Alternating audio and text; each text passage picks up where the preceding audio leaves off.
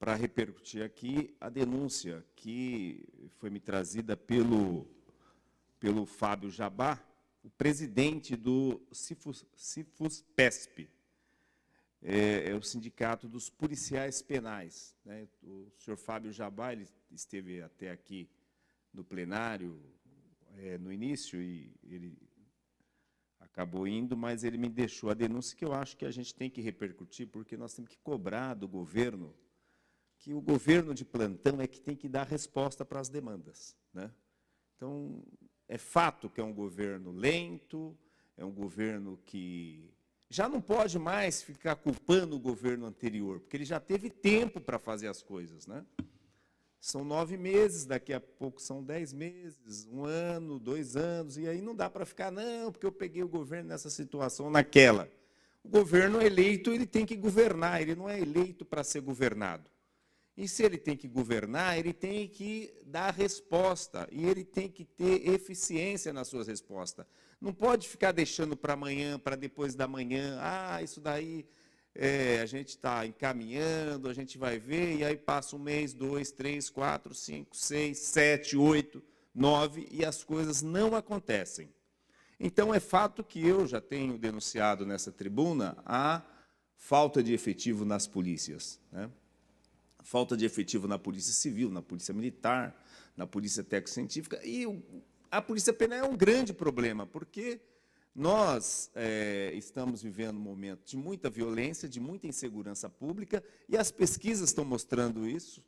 A própria Folha de São Paulo trouxe que, para cada 10 paulistas, 6 têm medo de sair à noite, têm medo de circular nos grandes centros urbanos, tem medo de sair de casa. Isso mostra a ineficiência do Estado, quer dizer, o Estado não está conseguindo ter uma política que dê resultados. Obviamente que, quando a polícia vai lá e prende, leva para a delegacia, é feita a autuação, é feito flagrante, ele é conduzido ao sistema prisional. E se o sistema prisional não estiver adequado para cuidar, para fazer a segurança, garantir que essa pessoa cumpra a sua pena em condições dignas, garantir que essa pessoa realmente cumpra a pena, né? Fica muito difícil. E os profissionais do sistema penal, eles têm sofrido muito com falta de efetivo, né? Então, eles me trazem aqui a denúncia que o CDP de Pinheiros, por exemplo, ele tem uma capacidade para 566 presos. Hoje tem 885. Então, nós estamos falando aí de praticamente mais de 300 presos, além da capacidade daquele centro de detenção provisória. E um outro problema, o quadro de efetivo lá é previsto 150 servidores, e tem hoje apenas 89 servidores. Há 12 afastamentos, o que reduz o efetivo para 77 servidores. Então, aquilo ali é um problema, porque você tem mais de 50% da capacidade, né? E você tem menos de 50% dos funcionários que são responsáveis para garantir que os presos ali não venham fugir, que não sejam arrebatados, que realmente tenha segurança adequada para aquele sistema. E o Estado, até agora, não tomou nenhuma providência, né? Traz aqui ainda a denúncia que nos plantões noturnos tem 8 servidores em cada plantão. Então, você já imaginou, você tem, para cada mais de 100 presos, uma pessoa para cuidar deles, né? Isso é uma bomba relógio. 2 ficam na portaria, 6 se dividem entre os 4 raios. Há profissionais da saúde, um enfermeiro, um auxiliar de enfermagem, um médico, e num raio que ficam todos os detentos do Estado, são atendidos pelo Hospital das Clínicas, centenas de presos doentes ficam no espaço aguardando atendimento, a casa em que os detentos ficam no local por meses, sempre com diversos problemas de saúde. Muitos vêm para o local sem a quantidade correta de medicamentos de uso contínuo, a unidade não tem atendimento médico no período noturno, agentes não têm acesso ao prontuário médico do preso e nem medicamentos, muitas vezes são obrigados a socorrer detentos em estado grave a outros hospitais. E o problema é que socorrer um detento a um hospital requer uma equipe de pelo menos 3 agentes, Quando isso acontece, ficam apenas 3 agentes para cuidar de aproximadamente 900 presos. Esses agentes não têm armas acauteladas pelo Estado. O transporte é arriscado e deveria ser feito por agentes de escolta. Mas a equipe da capital foi drasticamente reduzida com a transferência de cerca de 1.600 vagas para o interior do Estado no início do ano, quando a PM deixou de fazer as escoltas. No raio 4, estão mais de 200 presos de trânsito, de custódia, que ficam na unidade por 10 dias em média. O raio recebe todos os presos que passam por audiência de custódia na capital. Muitos chegam esfaqueados, baleados, doentes, sujos, com diversos problemas de saúde. Então, olha só, o ambiente insalubre, as condições em que esses presos chegam lá, as condições desse CDP e a falta de funcionário, a falta de agentes para poder cuidar deles. A entrada desses detentos ocorre após as 19 horas e não é feita a inclusão de saúde, que avalia as condições de saúde, os cuidados que o detento demanda. Eles são enviados para o raio após a revista dos servidores com a roupa que chegam da rua. Muitos estão presos há 2 dias e chegam à unidade sem tomar banho. Eles não recebem kits de higiene e muitos permanecem no local pelo prazo de até 10 dias sem tomar banho. Isso é uma agressão ao direito da pessoa humana.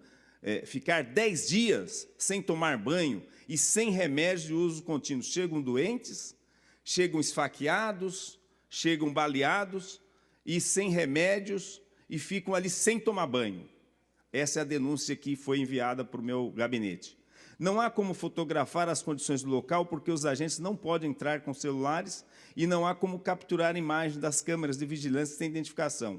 Os presos também são orientados pela facção a não compartilhar imagem que mostra a degradação do espaço para não provocar varredura os locais e não interromper a comunicação com as facções. Mas temos depoimento de agentes que trabalham no local e dão entrevistas sem se identificar, além do relato da Associação de Familiares de Presos, que pode falar sobre a falta de kits de higiene e medicação. A unidade recebe em média de 60 presos de custódia e 30 presos do CHSP, todo plantão. Por diversas vezes o procedimento precisa ser interrompido para verificar situações de saúde dos presos e de custódia. São 2 raios com mais de 400 presos em trânsito, sem enfermaria no plantão noturno, diversos fazendo uso contínuo de medicamento, há apenas 3 servidores para atender a todos. O agente tem que improvisar, de se desdobrar para tratar presos com dores fortíssimas, usando apenas remédios como dipirona e paracetamol, já que não tem acesso à enfermaria nem ao prontuário do paciente. Segundo o funcionário que atua no raio 4, o espaço lembra pela situação das pessoas, pela dor e pelo grau de sofrimento. Uma cracolândia sem as drogas, nas palavras desse servidor, que dá entrevista sem se identificar. Faltam palavras para definir a desumanidade em que essas pessoas estão submetidas. Relatório do MPC, assinado pelo Procurador do Ministério Público de Contas, Celso Augusto Matuque Ferri Júnior, aponta uma defasagem de 50% de profissionais na área de saúde na Secretaria de Administração Penitenciária. O documento cita exemplo do Centro de Progressão Penitenciária, Dr. Rubens Aleixo Cedim, de Mangaguá, onde havia 9 profissionais de saúde para cuidar de 2.300 detentos.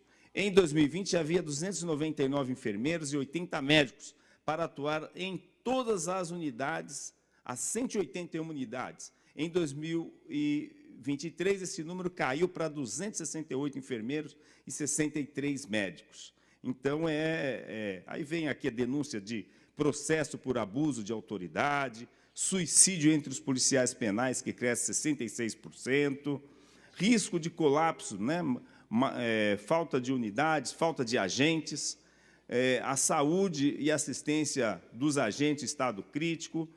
Então, essas são uma denúncia, ela tem várias páginas, o tempo aqui é insuficiente para eu ler toda essa denúncia, mas eu quero deixar registrado aqui que foi trazido pelo sindicato dos profissionais, dos policiais penais, essa situação degradante em que se encontra os CDPs, o Centro de Detenção Provisória, a situação de falta de médico, de falta de remédios, a situação dos presos que ficam lá 10 dias sem sequer ter acesso a banho. Então, o governo ele tem que tomar as providências, ele tem que contratar profissionais, ele tem que contratar médicos, contratar mais policiais penais, garantir a segurança desse estabelecimento, porque os profissionais dessa área estão sofrendo muito com isso. E, claro, é um risco, porque se eles têm a competência de fazer a guarda daqueles presos e não tiver as condições de segurança, as condições adequadas,